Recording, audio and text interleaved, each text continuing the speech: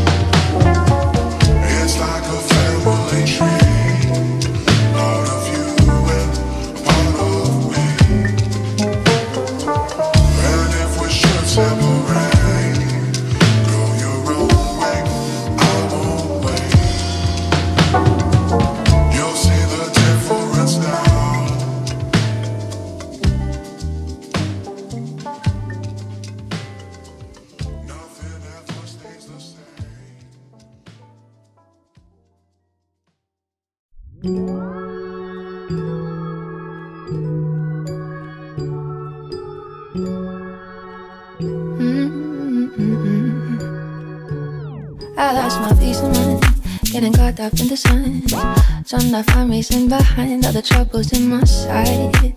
They said maybe tomorrow you're gonna die, reading from the lines in the palm of my hand. Now I'm watching all the sand falling from these hourglasses, just waiting for a casket. Already Grim Reaper, come get me feeling so heavy, thinking about whatever the devil is gonna send me.